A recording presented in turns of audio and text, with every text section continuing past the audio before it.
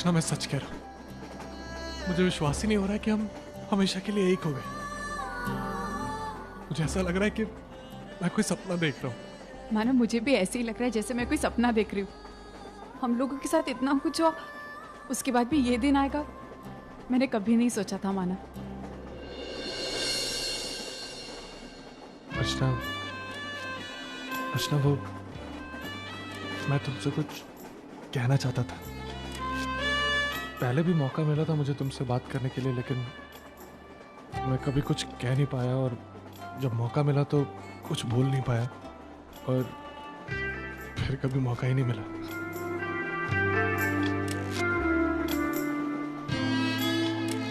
अर्चना, मैं तुमसे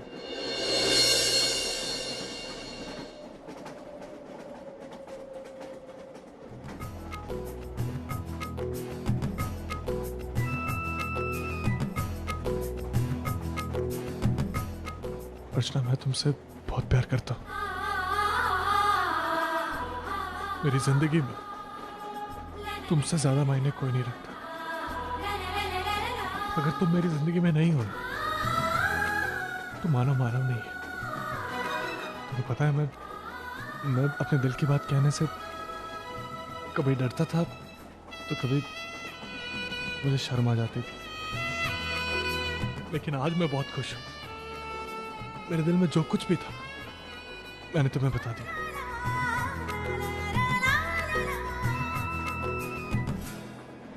मानव, आज आपने जो मुझे सच्चाई बताई है ना, मैं भी बहुत दिनों से वही महसूस कर रही थी। महसूस क्या कर रही थी? मैं उसी की वजह से जिंदा थी। लेकिन अच्छा लगा सुनकर। कुछ बातें ऐसी होती है ना जो हम जानते हैं, लेकिन फिर भी किसी के मुंह से सुनकर बहुत अच्छा लगता है।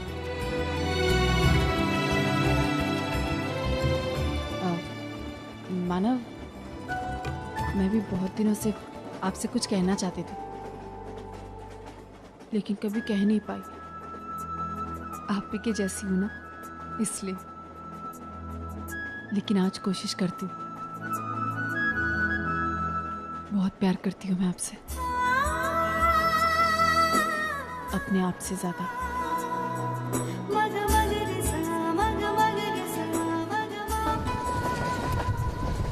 मैं जानती हूँ मानव, ये दुनिया बहुत बड़ी है, और इस दुनिया में अर्चना और मानव की कोई अहमियत नहीं है। लेकिन मानव की जिंदगी में अर्चना की बहुत अहमियत है, और अर्चना की जिंदगी में तो मानव के आगे कुछ है ही नहीं। शायद इसी को प्यार कहते हैं। दो आम इंसानों को एक दूसरे की नजर में सबसे ज्यादा अहम बना देता है। आज मैं बहुत खुश हूं।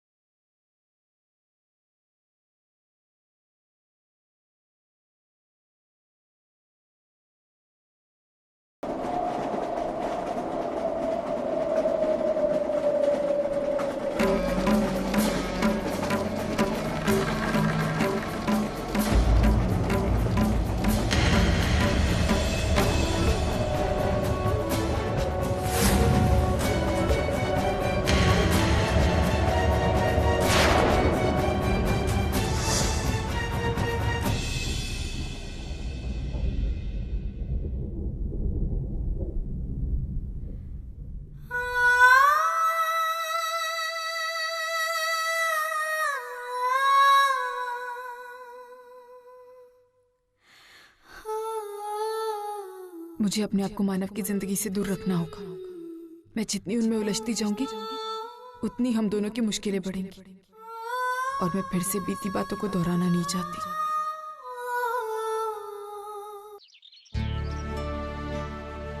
धर्मेश, आपकी चाय।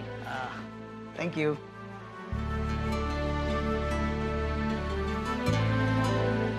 एक बात पूछूं तुमसे? अगर ना कहूंगी तो पूछे बगैर रहोगे क्या? हाँ, वो भी है।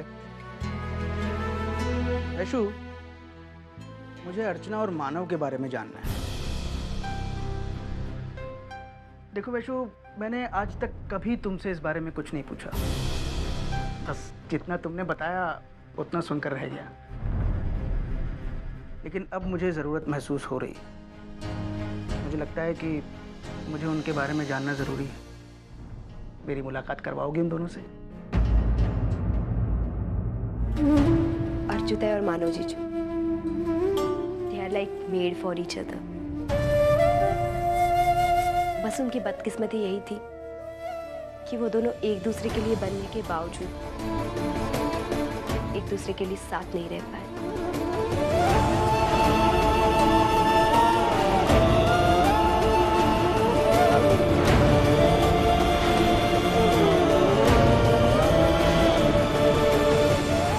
अनबिलीवेबल, दुनिया में ऐसे लोग भी होते? अगर मानव जीजू और अर्जुदय हमारी जिंदगी में नहीं होते थे ना, तो आज मैं भी इन सब बातों पे विश्वास नहीं करती थी। यकीन मानो धर्मेश, मैंने तुम्हें अभी जो भी कहा सारे वाकयात मैंने अपनी आंखों से देखे हुए। वैशु, प्यार तो मैंने भी किया है, लेकिन ये कुछ अलग है। आज तक सिर्फ किस्से और कहानियों में पढ़ा था ऐसे प्यार के बारे में। आज पहली बार देख भी लिया। वैशु, आज पहली बार मुझे ऐसा लग रहा है कि इंसान की कोशिशों से बड़ी होती है उसकी किस्मत। उसकी मर्जी ना होना तो ना को हाँ और हाँ को ना में बदलने में देर नहीं लगती। एक बात कहूं धर्मेश, मानो जीजू और रचना ताई ने तो उनकी किस्मत को भी मात दे दी। उनका जो रिश्ता किस्मत ने तोड़ा, उसी रिश्ते को उन्होंने आज भी अपने दिलों में संजो के रखा है। वो दोनों एक दूसरे से कुछ नहीं चाहते, लेकिन फिर भी एक दूसरे के लिए सब कुछ करते हैं। दोनों एक दूसरे से दूर जरूर है, लेकिन एक दूसरे से जुदा नहीं है। और ऐसा पवित्र रिश्ता ना ही कभी बना है और ना ही कभी बनेगा। सच में। लेकिन वैशु, ऐसे रिश्ते को समझने की और इनको जानने की मैच्योरिटी बहुत कम लोगों में होती है। देखो, हम अर्चना और मानव के जज्बातों की गहराई को समझ सकते हैं, लेकिन बाकी लोगों से हम ऐसी उम्मीद नहीं कर सकते। वैशु, लाख बातों की एक बात कहूं? क्या? अब अर्चना को मानव को भूलना होगा। मानव अपनी चाहतों के साथ समझौता करके श्रावणी के साथ शादी कर रहा है, तो अब अर्चना को भी अपने प्यार के साथ समझौता करना होगा।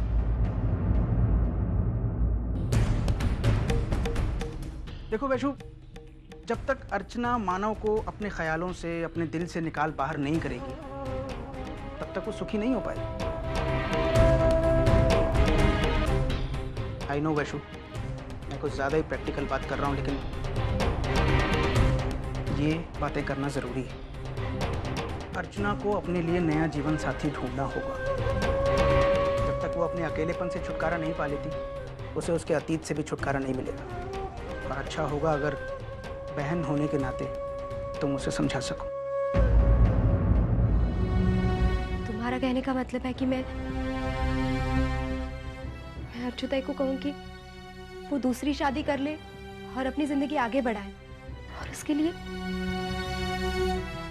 उसे मानो जीजू को भुलाना होगा। हाँ, और और ये सब तो तुम्हारी बातों से भी साफ जाहिर होता है। मतलब तुमने अब भी मानव को मानव जीजू कहकर बुलाया। वैशु, जब तक अर्चना की जिंदगी में कोई और नहीं आ जाता, तुम्हारी नजरों में मानव की जगह वही रहेगी।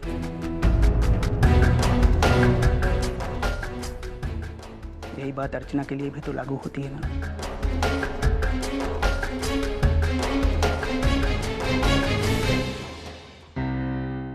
अरे मानव, चाय तो पी के जा।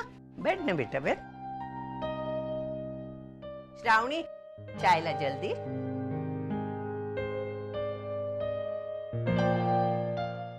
चाय पिए बिना ही निकला था।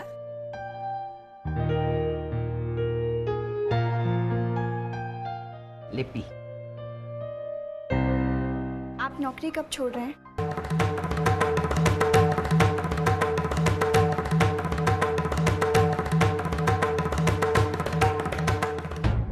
आपने और अर्चना ने मुझसे जो कहा, मैंने उस पर विश्वास कर लिया। लेकिन इसका मतलब ये नहीं है कि मैं आपका और उसका एक साथ काम करना बर्दाश्त कर सकती हूँ। सुबह से लेकर शाम तक हर मिनट 1000 बार मरना मुझे मंजूर नहीं है। मानव, आपने मुझसे एक झूठ बोला, मैंने आपको माफ कर दिया। लेकिन इसके बदले में आपसे इतनी सी उम्मीद तो कर सकती हूँ ना कि आप अपनी नौकरी छोड़ दें। मैं आज से कोई दूसरी नौकरी ढूंढता और जैसे कोई मिल जाएगी मैं ये वाली छोड़ दूंगा।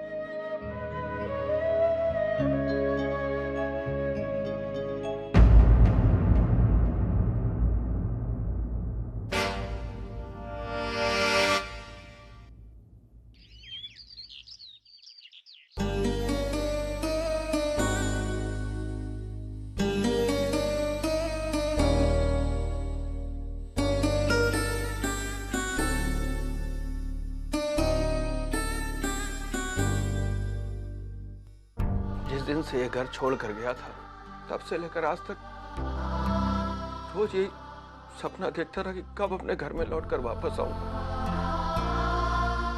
आज जब ये सपना पूरा हुआ तो इस हालत में लौट कर आया हूं, मेरे अपनों के ऊपर बोझ बनकर। बाबा, अपनों की जिम्मेदारी को बोझ का नाम देकर उसका अपमान मत कीजिए। एक बात कहूं, आपके मुंह से ये सब सुनना बिल्कुल अच्छा नहीं लगता। आप तो कितने जिंदा दिल इंसान हैं, खुद हंसते हैं, दूसरों को हंसाते हैं। अरे आपकी तरफ देखकर तो हमने जिंदगी जीने का तरीका सीखा है। और अब अगर आप ही हार मान गए तो फिर? बहुत दिनों के बाद इस घर में वापस आया हूं तो थोड़ा जज्बाती हो गया था। जब मेरा परिवार मेरे साथ में है तो मैं कब हार मानने वाला हूं। जब तुम मुझे खुश देखना चाहती हो ना, तो मेरा एक काम करना पड़ेगा। क्या है वो? जो कुछ भी मुझे खाने पीने में पसंद है वो सब बना के खिलाना पड़ेगा, लेकिन अपनी सास की तरह नहीं। ये नहीं खा, वो मत खा, कोई पाबंदी नहीं चाहिए। आप कभी नहीं सुधरेंगे। अरे तुम्हें कोसने का मौका मिल जाए इसलिए तो नहीं सुधरता। अगर सुधरना होता तो 30 साल पहले सुधर जाता है।